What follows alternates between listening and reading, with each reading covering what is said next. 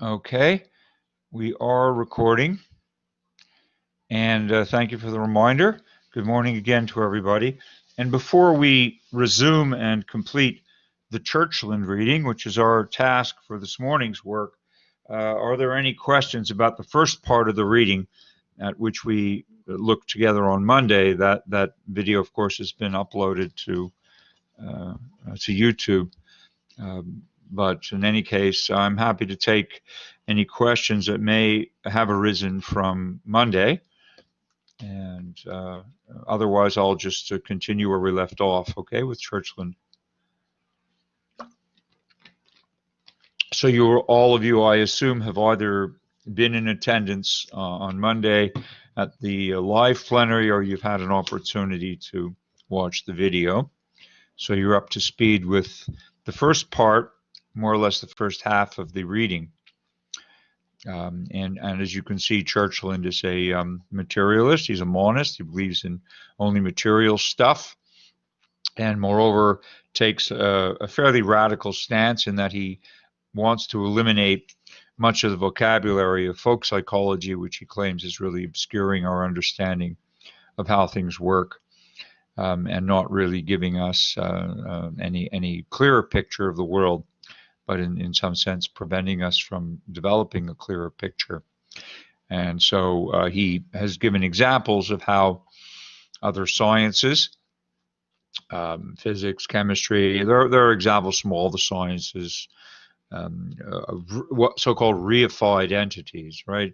Entities that were imagined to exist and that were used then to explain, supposedly, how things worked in nature, but which turned out not only to be incorrect explanations, but which also prevented us in some sense from getting closer to the bottom of things scientifically, because as long as we believe in the existence of things that don't exist, then we'll somehow be prevented from penetrating to the nature of things at some bedrock level. And so the idea of eliminative materialism is built on what's already happened in the history of science, namely that many arcane terms such as caloric or phlogiston or witchcraft, or you choose the terminology, these things have been eliminated as credible entities in nature, and in their place we have developed much better, scientifically better explanations of how things work. Except for folk psychology, which is what he's claiming is still lagging behind. And so that's where he wants to focus. And he's hoping, and maybe some of you hope that too, and I certainly hope so, that a more mature, what he calls a more mature neuroscience, will really one day give us a much better explanation of how the brain works, because it's our least understood and our most complex organ. And if we could eventually develop a much more robust understanding of the brain, then it's quite conceivable that we wouldn't need to use as much fuzzy language as we do that really pertains to the mind in a hand-waving sort of way and doesn't really tell us what's going on at a physical level. Okay, but anyway, that's Churchland's program.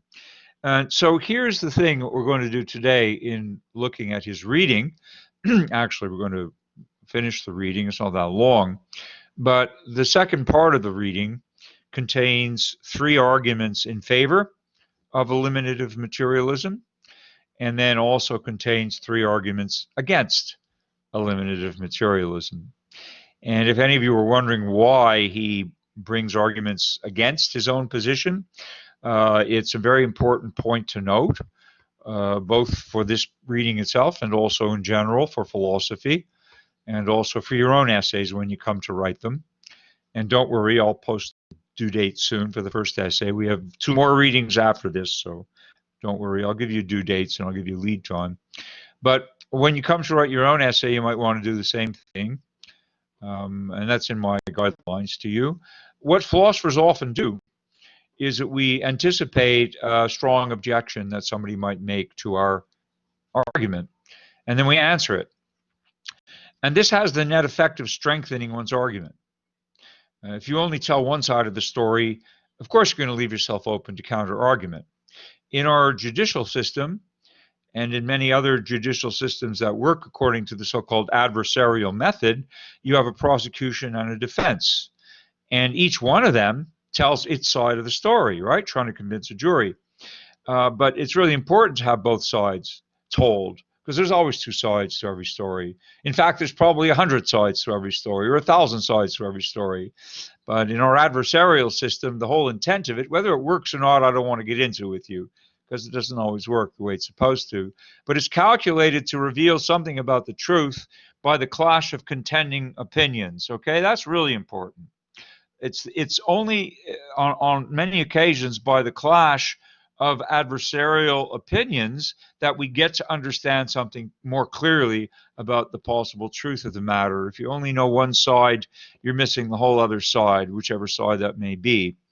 And this is the importance of one of the importances of debate, one of the importances of freedom of speech in the First Amendment of our Constitution, and one of the importances of not shutting down debate. Because we always would like, if we are interested in pursuing where the evidence leads, then we really always need to hear different interpretations of that evidence. So philosophers do this when they argue.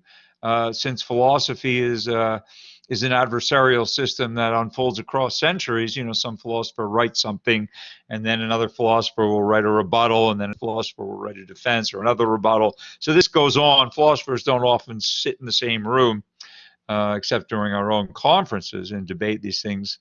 So that's why someone like Churchland in this paper will raise objections to his own theory, and then he will answer them, okay, as if there was someone in the room arguing with him. And that will have the net result of supposedly strengthening his argument. So, okay, is everybody clear on that? That's a tactic that philosophers often employ. So is that all right with you? Are we clear? Yeah, good. Okay.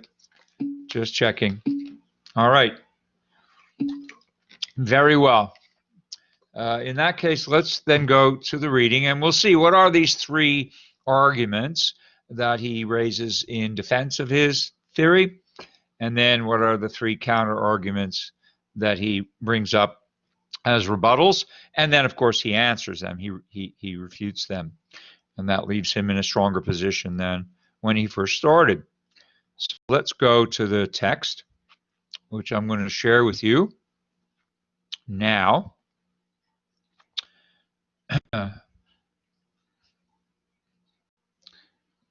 Just bear with me because it's on. It's in the same browser, so I have to play a little bit of this game, finding it in the screen, and then naturally not being able to locate it. There it is, Chrome tab. Okay. Everybody see this? Yes. Good. All right. So far, so good. It won't let me turn the page, however, while I'm in Chrome with you. I can't turn the page. So I'm just going to jump back to the text. And as long as you still see it, then I'll be able to move the page and still share the screen. So that's how we're going to roll. You all still see this, yes? Somebody has to say yes so I can hear you. Yes. Good. Okay, thank you very much. So he's going to give us three arguments in favor of eliminative materialism, and then he'll give us three arguments against, all right? And there will be some new terminology here today, so please be attentive. And if you need to look it up, remember the Internet Encyclopedia of Philosophy is a good place. The Stanford Encyclopedia of Philosophy is a good place, or any other source you like to further elucidate some of these new terms. I will, of course, give you brief and concise explanations of them, but nothing in tremendous depth today. So the first reason for or in favor of eliminative materialism is that the Churchland will point to the widespread explanatory, predictive, and manipulative failures of folk psychology.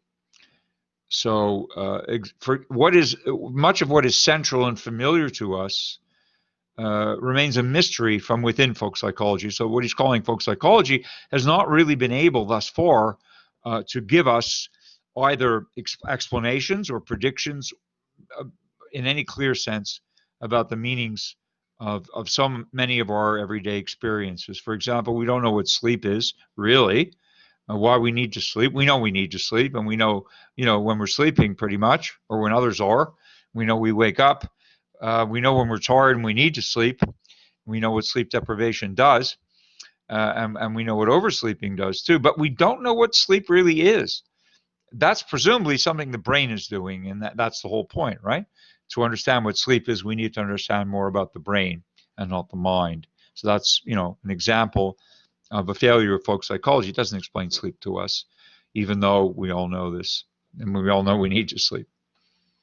Another example, and this is a great example, we do not understand how learning transforms us. Yeah. We're all learning animals. We know the big brain makes us a learning animal, and we spend increasingly more and more of our time in school as there's more and more to learn. For every entry level job now requires more and more and more preparation, basically some kind of training, some kind of learning, if not some kind of advanced learning. So the world gets more complicated, and the demands of the economy also in many cases become increasingly more complicated. So we need to keep learning, and even when you become a professional, which I hope you will, or a scholar, or whatever it is you become, you'll have to keep learning. Even if you're just using application software, you'll have to keep learning, right? Because the developers never leave us alone. They create work for themselves by upgrading things every week. So you have to keep going up that learning curve. No sooner do you learn an application, and then you have to get the upgrade and the update, and then learn that. So there's no end to learning. But what is learning? And nobody has the foggiest idea, actually. And we know we need to do it, and we know that we do it, right? And we enroll in courses and all that. But what is actually learning? Remember that question about Descartes? What is understanding? I mean, he knows that it's understanding that tells us that the wax is still the same wax, but we don't understand what understanding is, right? And there's no course in the university called Learning 101 that I know of. Okay, let me go back to Blackboard. I see there. I go back to the chat room. There's some comments here. Can anybody see the reading on Blackboard? Yes, everybody sees the reading on Blackboard. Okay, it's in your textbook. Where can you find recorded Blackboard sessions? I will say this again. Okay, all of them are on the Blackboard Collaborative Ultra page. There's a big black bar across the top of the page that says sessions. There's a pull down menu on the left, and that menu takes you to all the recordings. Okay, please just hear that. Okay, I'm more concerned that some people are apparently not seeing this reading. Are you seeing the reading? Yes. Okay. Okay, I'm taking your word for it. If someone's not seeing the reading, it means that there's a connectivity issue, which I'm sorry I can't resolve. So you'll have to figure out how to see the reading, or more importantly, read it. It's in the required text, so you'll find it in there. So we don't know what learning is. We don't know what understanding is. We know that we do those things, but folk psychology has not really explained to us very well how they work. Yes, we know, for example, that there are different intelligences. There's emotional intelligence and musical intelligence and social intelligence and all of that. And different people have different kinds of intelligences. There's a lot of literature on that, but no one's been able to explain exactly how it works. We have not the slightest idea how memory works. I mean, that's for me a big question. I'm very interested in it. And no one has yet explained to us how what we experience through the senses gets coded and stored and retrieved and refreshed. So nobody knows what that is. So discussing memory is one thing. And we know we have memories, but we don't really know how they work. And psychology has not yet explained that. Neuroscience hopefully will one day be able to explain it. So that's the point of eliminative materialism. And we don't know what mental illness is or how to cure it. That's for sure. We have a lot of definitions of mental illnesses in the DSM, and a lot of drugs that we throw at people to try to mitigate them.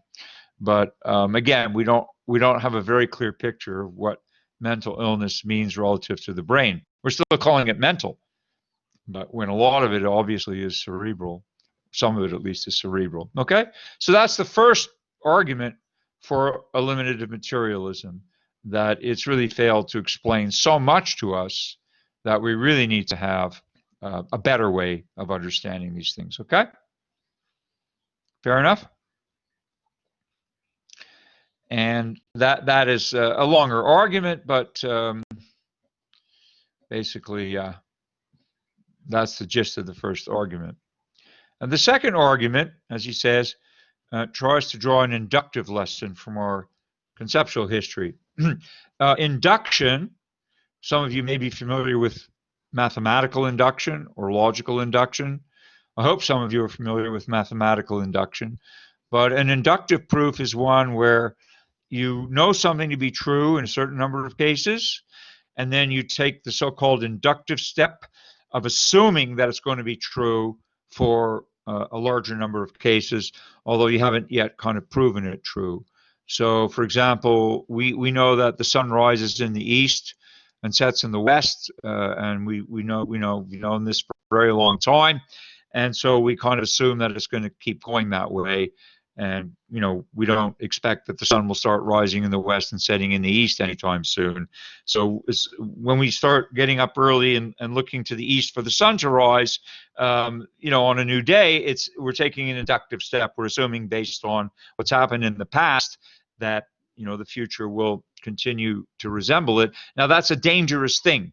I just have to say to you that inductive arguments are very dangerous, because it's not always the case that the future resembles the past whatsoever.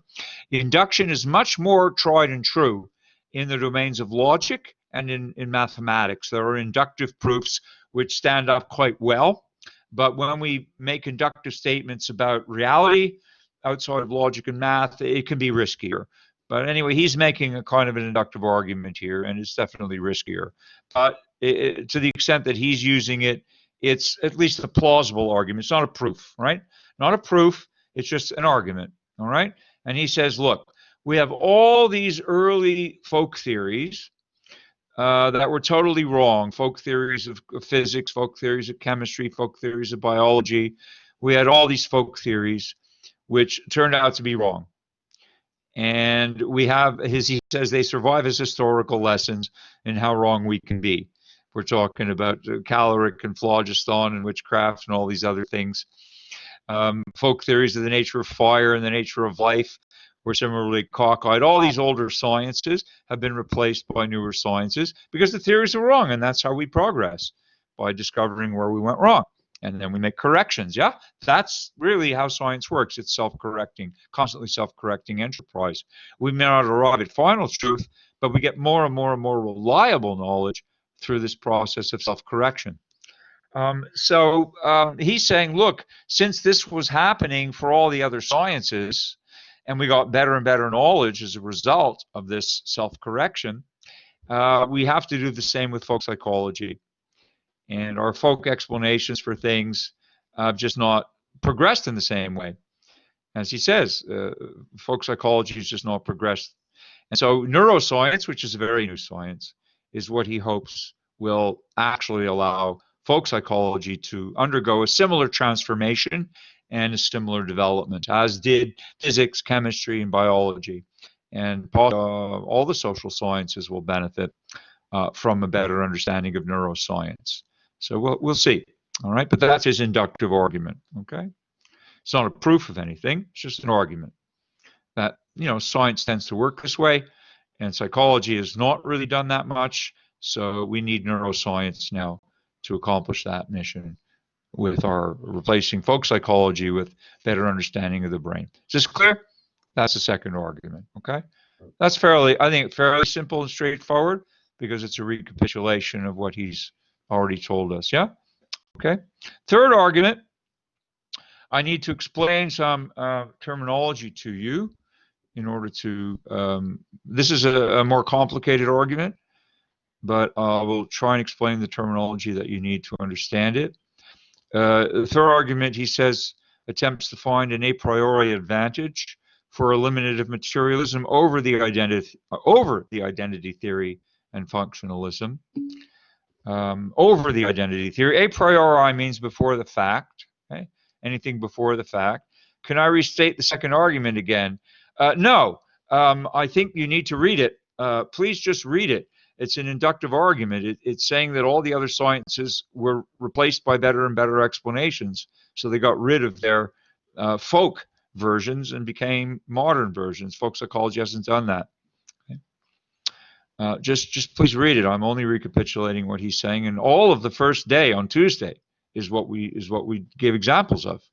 So you don't need me to repeat it. Just watch the lecture from Tuesday, and it's all repeated there. The third argument attempts to find an a priori advantage for eliminative materialism over the identity theory and functionalism. All right. The identity theory, remember the identity theory was saying that that for every state of the mind that we could describe, there must be some corresponding state of the brain. And this overwhelming challenge of identity theory, which it really cannot live up to, is to match in a one-to-one basis this notion that for every mind state there corresponds a brain state. And that's an impossible challenge. No one can possibly do this. So much easier for us to just work on the brain and explain our behavior in terms of what's going on in our brain, rather than trying to map supposed states of mind to physical states of the brain. So remember, that's what identity theory was trying to do, and nobody has really ever been able to progress very far down that road. Functionalism is a new term for you. We're going to encounter it in our next reading, which is Alan Turing. And functionalism is a very interesting and a fairly complex bundle of meanings, but the one that I want to acquaint you with today is a very straightforward one. Functionalism supposes that many different kinds of structures could give rise to one and the same function. So, for example, let's take the function of flow through the air. All right? There are many, many different kinds of structures that will give rise to that function. Would someone like to suggest examples of things that fly through the air? Just type them into the chat room. What kinds of things fly through the air? Just go ahead and type whatever comes to mind. Birds, definitely. Planes, definitely. What else? Birds and planes we got. Yep. Microbes. I'm not sure if they fly. They're airborne, so you could say they do. Balloons, definitely. Winged insects, right. That's right. Beetles and so forth fly. Drones, exactly. Kites, exactly. And bats. Nobody mentioned bats, right? They fly through the air. Winged mammals, right? And there are flying squirrels which glide. And there are also gliders. And bees, yeah, they're insects, right? They're winged insects. They all fly. So you could see, right? Okay, mosquitoes, yeah, insects. They're all insects. And helicopters, right? So there's fixed-wing aircraft, and there's also helicopters, right? And there's combinations of those both. So, all right. So they all fly, yeah? Whether they're man-made objects or natural animals of one kind or another, they all fly. But notice that they all have way different structures, right? The wings of birds don't even resemble each other. The wings of hummingbirds are not even close to the wings of eagles because they fly in very, very different ways for different purposes, right? So if you start looking at the wings of birds, you'll see all kinds of different structures. Those wings aren't mainly one kind of structure, yes? Planes, many different structures, yes? Insects, many different structures. Dragonflies have like 4 pairs of wings, you know? And other insects have maybe 2 pairs of wings or 1 pair of wings. So you get the idea that you are seeing many, many different structures which all could give rise to this function of flying. Is this clear? Good. Okay. So how does it apply to this argument? It applies as follows, and we're going to see this in the next 2 readings, that it's possible that different kinds of structures could also give rise to the same function of understanding or of learning. So, for example, minds can understand and learn, and the structure of the mind is a conceptual thing. A brain can obviously understand and learn, but the structure of a brain is a physical thing, not a conceptual thing. So there's 2 kinds of structures there. There's a conceptual structure and there's a physical structure, but they could both give rise to the same function of understanding. And then we're going to take a leap forward in the next argument next week by Turing, and who supposes, yeah, but what about what about artificial intelligence? That's a totally different kind of structure from minds and brains, right? Digital computers are nothing like minds and brains, but they could also learn, which they can, and they could also understand, maybe. That's a debate, okay? So you get the idea of functionalism? Different structures give rise to different functions. And there's an advantage for eliminative materialism over both of these kinds of explanations. And the eliminative materialist will point out that the requirements on a reduction are rather demanding. That's what Churchland's saying. The new theory must entail a set of principles and embedded concepts that mirrors very closely the specific conceptual structure to be reduced. And in fact, there are vastly many more ways of being an explanatory successful neuroscience while not mirroring the structure of folk psychology. So in other words, it's in the end, much simpler for us to explain what the brain is doing than to try to map what the mind is doing onto what the brain is doing. I mean, that's the essential point here. The argument is more complicated than this, but that's the basic argument, okay? And so those are the three arguments, that it's going to be much more straightforward for us to understand things that we talk about in folk psychology but don't really understand by actually identifying them in the brain alone rather than trying to map them from the mind to the brain. And then there's another kind of functionalism. I mean, aside from identity theory, as he says in this previous paragraph, functionalism denies the existence of only universal type entities. Well, that's a more complicated argument. A type identity would be a way of saying identity theory says for every mind state there's a brain state, and they're in one-to-one correspondence. This kind of functionalism he's talking about says that for every type mind state there's a type of brain state. So it's more general. It's not as specific. We don't have to build as complicated a map, but it's not going to help us very much because we still would have this problem of how do we actually make that map of types of mind states onto types of brain states. And then the other kind of problem is going to come up in the world of artificial intelligence, where we have another type of state altogether, which is neither a mind nor a brain, and yet artificial intelligence appears to do many things that mind do and brains can do. And how do we explain that? Well, we certainly don't explain it with folk psychology. We don't even explain it with neuroscience. We explain it with artificial intelligence itself. So those are really two different meanings of functionalism, and I don't want you to worry about it very much. We're going to look at functionalism in terms of Alan Turing, and this other meaning that I started you, that basically different structures can perform similar functions. So we could build a machine that would do potentially as well as a mind or a brain, which is what Turing supposes and what he pioneered. But meanwhile, it's going to be much simpler, says Churchland, for us to use eliminative materialism to focus on the brain rather than have to worry about intertheoretic reductions, identity theory, and functionalism. He wants to focus on the brain. He's sure that that is where we will unlock the secrets that folk psychology has not done such a great job of explaining to us. Okay? Now we want to look at the three objections against. Eliminative materialism is false, runs the argument, because this is the person who's now objecting, right? It's objecting to it. Eliminative materialism is false, runs the argument, because introspection reveals directly the existence of pains, belief, desires, fears, and so forth. Their existence is as obvious as anything could be. That's like the kind of objection Descartes would make, right? Descartes was, well, wait a second, I think, therefore I am. What's wrong with that argument? You know, I'm using my mind, not my brain. I'm using my mind. My ideas are telling me that I exist. The eliminative materialist will reply, the rebuttal is that you're actually begging the question. Okay, begging the question is important. It's a fallacy which you don't want to commit. We call it, I'll type it in, begging the question. Begging the question means assuming the thing that you're trying to prove. Okay? Assuming the thing you're trying to prove. Descartes would say, I know my mind exists because I'm a thing. And Churchland would say, no, your brain is doing all of this. Just telling me that your mind exists because you think is assuming that your mind exists. You're not proving your mind exists.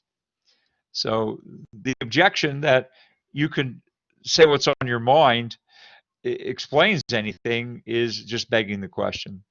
The eliminative materialist would reply that you'd be making the same mistake as an ancient or medieval person would make if they insisted they could see with their own eyes that the heavens form a turning sphere, or that witches exist, or that caloric exists, or that phlogiston exists. In fact, that observation is occurring within some system of concepts, right? And the accuracy of the judgments are only as good as the conceptual framework. So if you start with a false conceptual framework, you're going to end up with false judgments.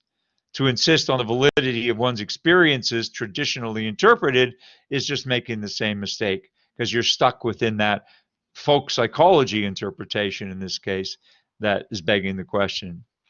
So that's how he answers the first objection, and that's how he would answer Descartes. The second criticism is a very, very interesting one. The bald statement, and here's the criticism, the bald statement of eliminative materialism is that the familiar mental states do not really exist. That's what he's saying, right?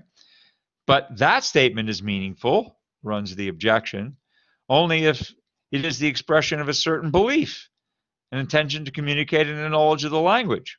So in other words, the eliminative materialist is saying that mental states do not exist.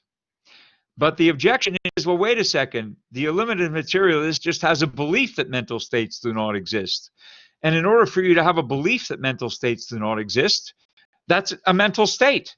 So for you to have the belief that mental states do not exist is a contradiction. Because if you say, I believe that mental states do not exist, you're telling me that you have a mental state which contains a belief that mental states do not exist. So you're actually contradicting yourself. So the eliminative materialist position is incoherent, because in order to assert what it says it believes, it also is contradicting what it says it believes, which is a very interesting argument. So the assumption that eliminative materialism is true entails that it cannot be true. Why? Again, I'll repeat this. Because if you're an eliminative materialist, you're saying that you believe that there's no such thing as mental states, right? Everything can be in terms of the brain. So please try and follow this logic. If you say you believe that mental states do not exist, the objection is, well, wait a second, that's only a belief. So if you say, I believe mental states do not exist, then you are actually saying mental states do exist, because your belief that mental states do not exist is just another kind of mental state. As long as you have a belief about something, then that's a mental state. If your belief happens to be that mental states do not exist, you're contradicting yourself. That's a very cute objection, right? So how does he answer this? Well, he answers this by giving an example, again, historically, that it used to be believed that to be biologically alive was to possess something called vital spirit, and that when you were dead, the vital spirit left your body. And if you were alive, you had this vital spirit. And so the argument against that would be that if you object to vital spirit in the way that Churchland is objecting to mental states, then the person who believes in vital spirit would say you can't object to vital spirit because you're alive. So the very fact that you're alive means you have vital spirit, and the very fact you're objecting to it means that you're showing that it exists, because if you stop having vital spirit, you'd be dead. So if you're alive and you're making an objection against vital spirit, you must be alive to make it, so you must have vital spirit. So the very objection to vital spirit is therefore a contradiction. So that's a parallel argument. So it's obviously a joke, right? Because we can account for being alive in other ways than having a vital spirit. So it doesn't mean you have to have a vital spirit in order to be alive. That's the rebuttal. And similarly, it doesn't mean that you have to have mental states in order to argue that there are no mental states.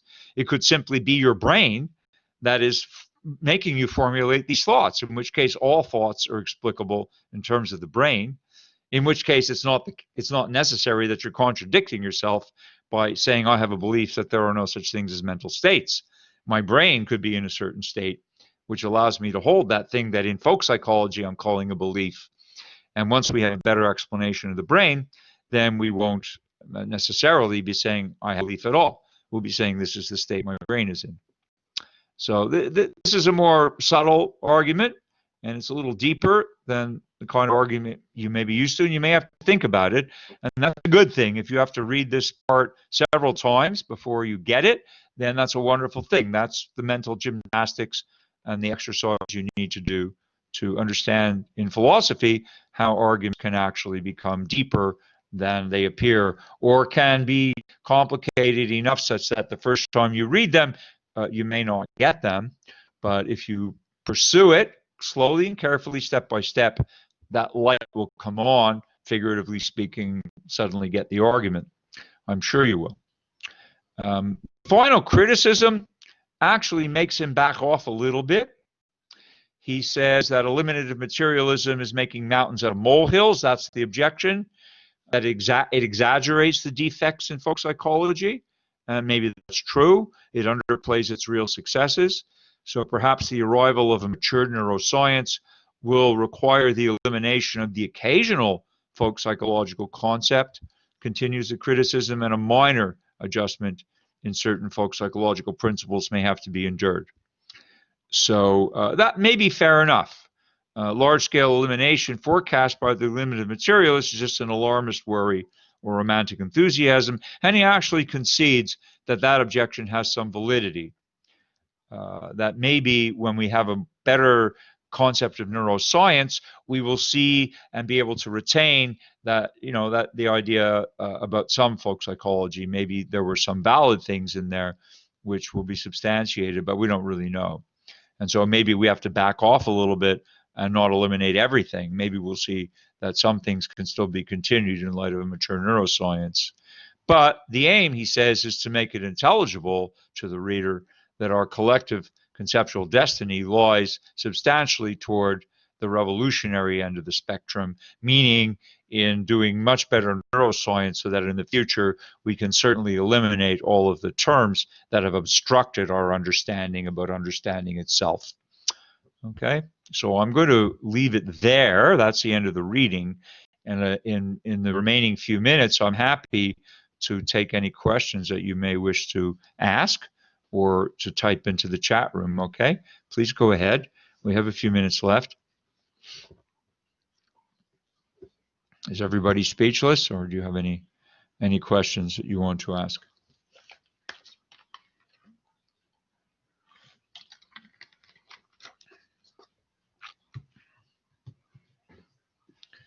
Are you all there? You are there. Good. Okay, you want to know about the first paper. All right, that's a practical question. Yes, taking it all in, that's a good thing. Silence is good if you're taking things in. Well, the first paper, I'm going to post the due date. It's not going to be for a little while yet because we have 2 more readings to do. Okay, Tafsir, we have to read we've read Churchland. Next week we read Turing, and I'm going to type that in. It's the next reading, Turing. Okay, it's in your book. Can a machine, very famous paper. This is a pioneer of AI. Can a machine think? Some of you may have seen the movie on Turing, The Imitation Game, it's called. So that's our next reading next week. And the week after that, we have John Searle. So I'm going to post this weekend the due date. It's going to be about 3 weeks, okay? At least 3 weeks, maybe a little longer. So don't worry about it. You'll get plenty of notice. And that, so you'll get all the due dates. Don't worry about that. But you get the gist. I mean, I just want to make sure you get the gist of the main argument that we covered on Tuesday, or rather Monday's plenary. This is also recorded, so you'll be able to watch. And the main thing to do is to read the 3 arguments in favor and to digest them, and then also to read the 3 arguments against, and to understand his reply, Churchland's reply to these 3 arguments. 2 of them are pretty straightforward. The middle one is a little bit more complex, but involves question begging. Okay, so try to get a handle on it. I'm glad you're taking it all in, Georgina. That's the idea of philosophy. We don't take it all in at once. We get exposed to a reading and we have to think about it usually quite often. Remember I said to you on day one that the rule of thumb for this class is that for every hour and a quarter we spend here together, you should be spending at least an equal amount of time reading and thinking about the material. And that's your best bet for every reading, every reading. Some will be perhaps easier for you to digest, others maybe a little more time consuming, but it's always going to be worth the effort. All right. Any Professor, questions? Yes. yeah, sorry. For Turing, I had already done the reading because I thought it was for today, but it's Mhm. 285 from the book, right? It's when he talks about the computers. Yes, that's right. It's in Okay. the book. If you've done it already, you're ahead of the curve, and that's great. We're going to discuss Turing. Turing's very important because he's like the godfather of AI, and he really does think that a machine can think as well as a human, and he predicted that in 1950s. He predicted that it would happen, and we're going to be looking at the difference between machine understanding and human understanding, right? Do machines really understand? These are Turing's questions. Um, and the Turing imitation game is meant to show us that if a machine got good enough at imitating humans' ability to speak and to respond and to understand, process language, then we wouldn't be able to tell the difference ultimately, whether we were talking to a real person or a computer. We wouldn't know. He predicted that would happen. It's happening as we speak. So the Turing reading is very interesting. It sheds a whole different perspective on what it means to understand. It's not just minds and brains, right? It's the artificial intelligence now that can do things like understanding. So anyway, if you've read it already, that's great. Read it again. And Turing and Searle, it's on your syllabus, right? Turing, and then after Turing, we're going to get a rebuttal to Turing from John Searle, another contemporary philosopher who maintains that no matter how much intelligence, quote unquote, we're able to build. Yeah, the movie The Imitation Game is a movie about Alan Turing's life. Exactly right.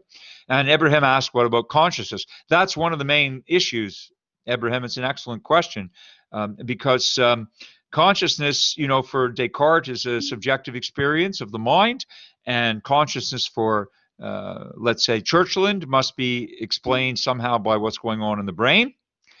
And for Turing, consciousness would be something that a computer could simulate. And for Searle, as we'll see, consciousness is something that a computer cannot possibly simulate. Can simulate, but it can't experience the way we do. Can I summarize Churchland's theory? Okay, in one more sentence, we've been talking about this for hours. Churchland's theory is that everything is made of material and there's no such thing as mind. It's all brain. There's no such thing as mental states. They're all states of the brain. And in order to understand things like understanding and beliefs and desires and fears and all the other things that folk psychology talks about, we need to understand what's going on in the brain, and that will ultimately give us the correct explanation. Okay? That is Churchland in a nutshell. All right? You're more than welcome. Okay, so we're getting into interesting territory now toward the end of this section of the course because we're going to take up these questions about consciousness and can machines be conscious as humans are? And opinion is divided on this, and your opinions are welcome to be divided too. Okay, on that note, I wish you a very good weekend. Please stay safe and well. Reread Churchland if you need to, by all means. And also his wife, she's in there. She has a reading on neurophilosophy, but we're going to cover Alan Turing. Can a machine think? That's our challenge for next week, okay? I'll see you all on Monday, or you'll see me on YouTube. Thanks for watching and liking the videos. I'm glad they're helpful. You're more than welcome, everybody. Have a great weekend, Good day. and look forward to seeing you all next week, okay? We'll look at Alan Turing. Bye-bye. Thanks, everybody. Bye-bye for now. You're more than welcome, everyone. Bye for now.